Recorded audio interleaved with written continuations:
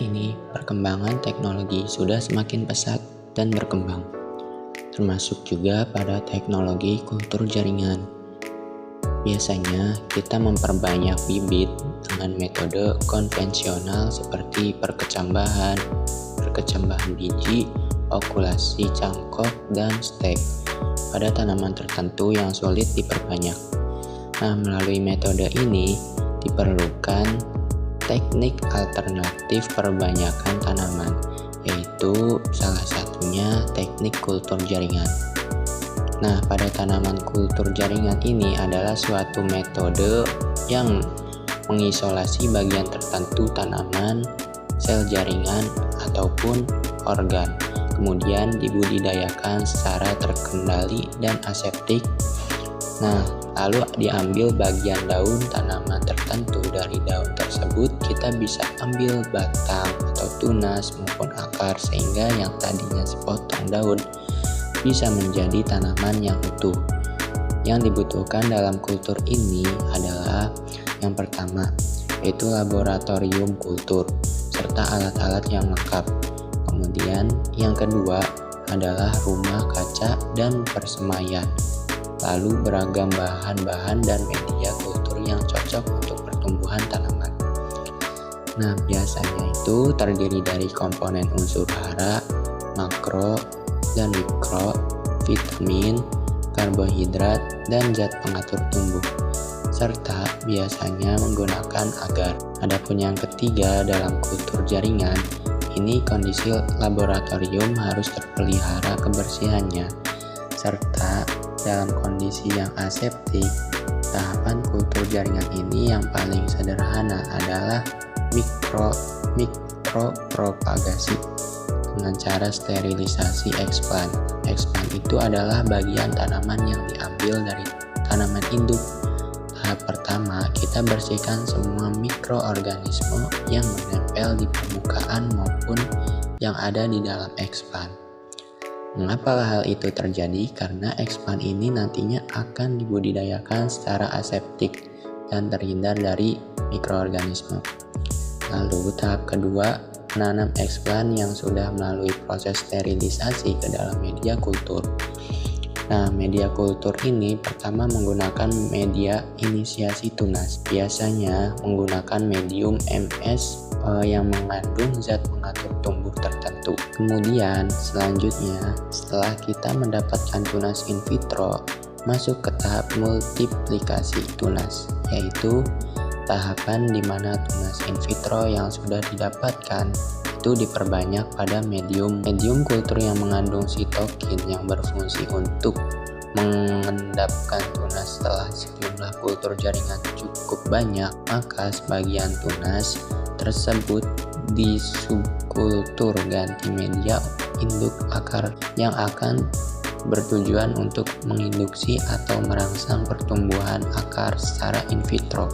Setelah memiliki akar, kemudian diaklimatisasi di media tanam yang sudah disterilisasi. Tutup bak media dengan plastik transparan untuk menjaga kelembaban udara agar tetap bunyi. Setelah 1 bulan planet ditanam di media tanah atau polybag, dipelihara selama 3 bulan di persemaian hingga menjadi bibit yang siap ditanam pada lahan. Assalamualaikum warahmatullahi wabarakatuh. Perkenalkan, nama saya Muhammad Firmansyah Nazal Furqani dari semester 6 Tadris Biologi B dengan NIM 21081060047. Di sini saya akan menjelaskan tentang kultur jaringan. Nah, jadi apa itu kultur jaringan atau teknik kultur jaringan?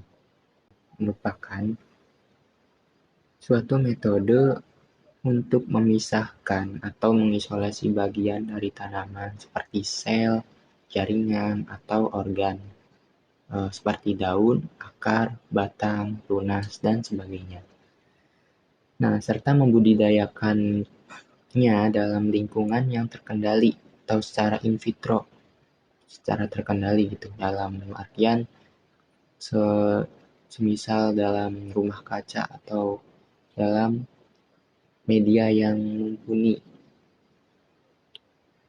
dan aseptik sehingga bagian tanaman tersebut dapat memperbanyak diri atau beregenerasi menjadi tanaman lengkap. Nah, adapun untuk sejarahnya kultur jaringan itu bisa disebut sudah lama, yang mana penemu teknik kultur jaringan itu dari 1945 yang bernama Gottlieb Haberland dan berkembang dari adanya teori totipotensi sel oleh Schwann dan Suchlieden, yang mana di sampingnya ada gambar yang merupakan di sini tuh ada Gottlieb Haberland sendiri, dan di sini ada Schwann, dan di sini juga ada Suchlieden. Nah, pada tahun 1838 yang menyatakan di dalam masing-masing sel tumbuhan mengandung informasi genetik dan sarana fisiologis tertentu yang mampu membentuk tanaman lengkap bila ditempatkan dalam lingkungan yang sesuai. Nah, hal ini didukung penemuan zat pengatur tumbuh oleh Skog dan Miller tahun 1957. Nah, penemuan ini bahwa regenerasi tunas dan akar secara in vitro dikendalikan secara hormonal oleh zat pengatur tumbuh sitokinin dan auksin. Nah, adapun di sini juga terdapat macam-macam teknik kultur jaringan tumbuhan. Nah, yang pertama itu ada teknik kultur tunas. Di sini kultur tunas merupakan perbanyakan tanaman dengan cara merangsang pertumbuhan atau proliferasi tunas aksiler atau lateral yang sudah ada pada ekspannya. Nah, ini memiliki keuntungan antara lain paling sering digunakan untuk produksi bibit secara komersial. Terus lebih mudah dilakukan pada banyak jenis tanaman dan lebih menjamin kestabilan genetik pada bibit tanaman yang dihasilkan. Misalnya tanaman pisang, jati, eukaliptus, dan lain sebagainya.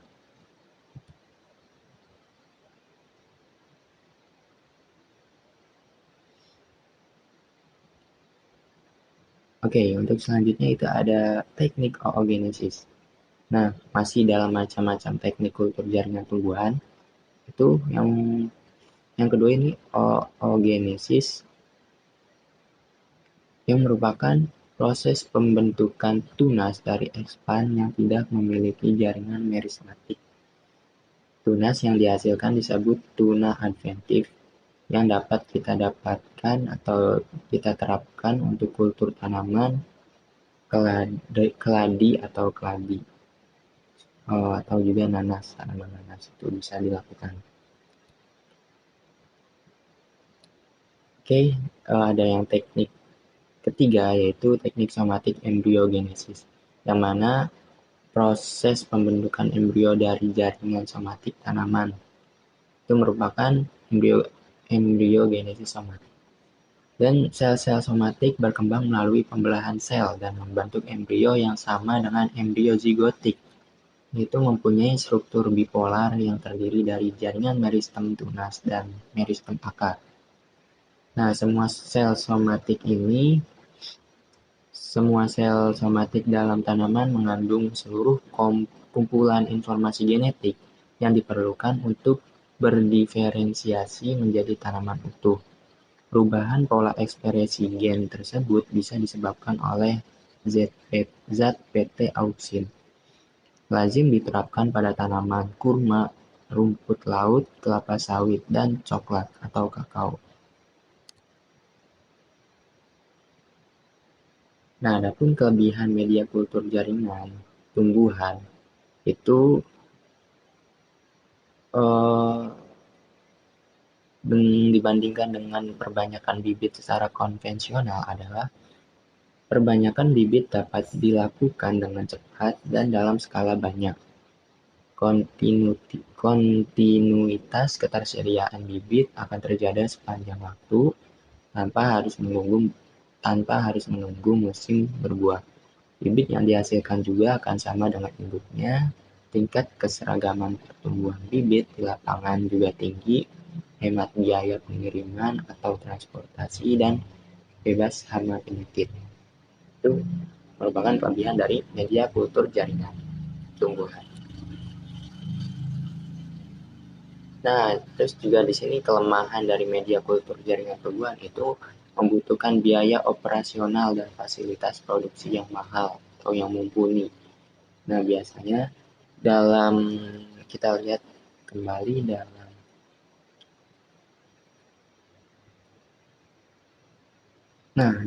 dalam foto ini tuh kita bisa melihat gitu. Ada 4 toples yang masing-masing berbeda ukuran. Yang mana di dalamnya juga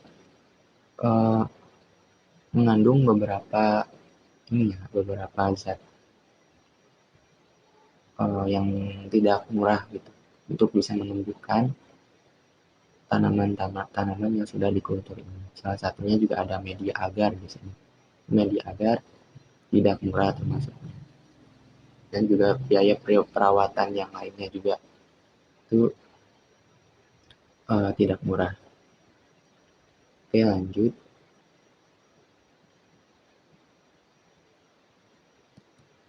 Juga di sini membutuhkan tenaga kerja yang khusus dan terampil, dan juga harga bibit kultur jaringan yang lebih mahal.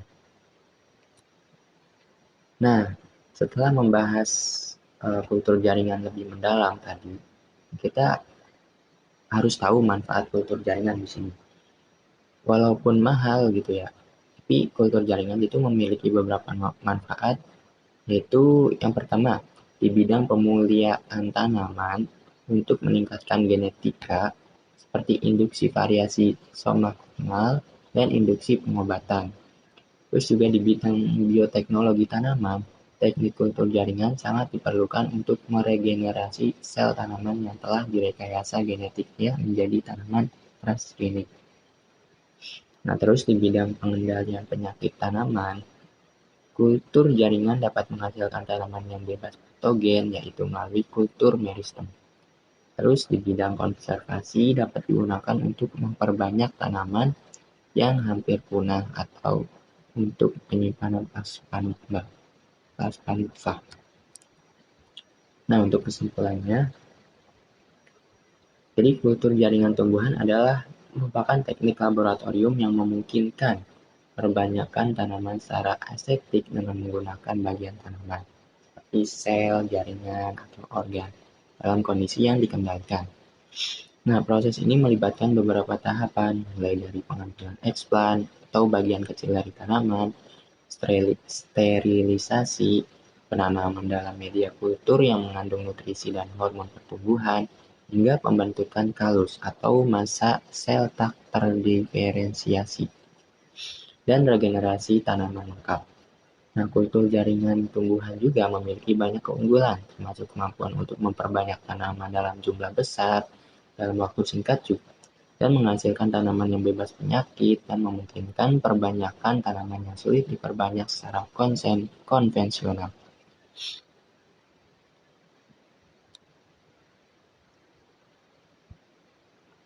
Teknik ini juga memungkinkan pelestarian dan pemulihan tanaman secara lebih efisien, serta mendukung penelitian genetika dan bioteknologi tumbuhan. Secara keseluruhan, kultur jaringan tumbuhan adalah alat yang berharga dalam pertanian modern. Dan penelitian botani juga menawarkan solusi inovatif untuk tantangan dalam perbanyakan tanaman dan konservasi sumber daya genetik. Nah, mungkin untuk materi kultur jaringan tumbuhan itu cukup begitu. Nah, untuk selanjutnya mungkin akan dijelaskan virtual lab secara singkat. Nah, oke, di sini merupakan virtual lab yang tersedia untuk materi kultur jaringan tanaman. Nah, di sini saya mengambil sampel dari wortel. Nah, bisa dilihat di sini terdapat alat dan bahan yang cukup banyak. Ada wortel, ada pipet, pinset, ada pisau, ada larutan alkohol, ada cairan Backlin dan Clorox. Juga ada handspray alkohol, Petrich, Aquades. Ada Petri dish. Nah, di sini kita bisa lihat ada beberapa alat yang bisa kita ini pindah-pindahkan juga. Nah, di sini jadi kita akan mengambil sampel dari dari wortel ini. Ini taruh satu. Nah, di sini kita ambil wortel yang segar. Di sini kita akan mengambil, di sini ada akar, di sini juga ada merupakan daun juga. Nah, kita bisa mengambil salah satu dari mereka yang akan dikultur jaringan. Nanti kita akan memotong dari akarnya atau dari daunnya gitu, itu bisa. Misal kita akan memotong dari akarnya terlebih dahulu. Nah, nanti akar ini kita bersihkan dulu dengan Aquades. Bersihkan. Lalu nanti akar ini akan dimasukkan ke dalam alkohol. Nah, untuk proses sterilisasi, karena apa? Karena dalam kultur jaringan sendiri itu harus steril gitu dari kuman-kuman. Dan ada beberapa jurnal yang menyebutkan bahwa kultur jaringan tidak akan berhasil jikalau masih ada mikroorganisme di dalamnya gitu, walaupun sedikit. Nah, maka dari itu, jika kita sudah mengambil sampel dari akar dan sudah mensterilisasikannya, maka ini akan dimasukkan ke dalam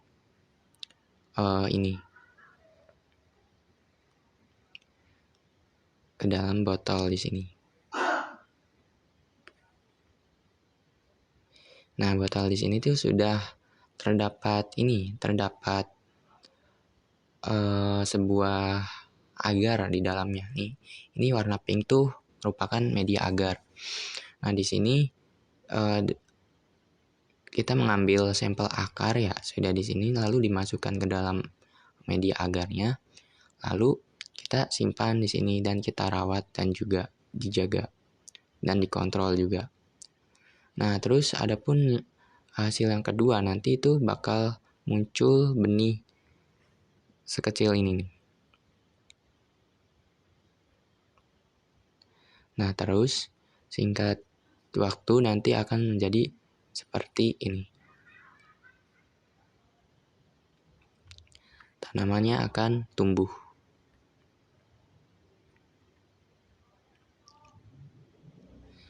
Mungkin cukup sekian penjelasan virtual lab kultur jaringan dari saya. Kurang lebihnya mohon maaf. Wassalamualaikum warahmatullahi wabarakatuh.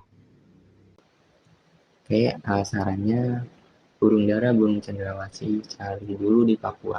Cukup sekian, terima kasih. Semoga bermanfaat untuk semua. Terima kasih.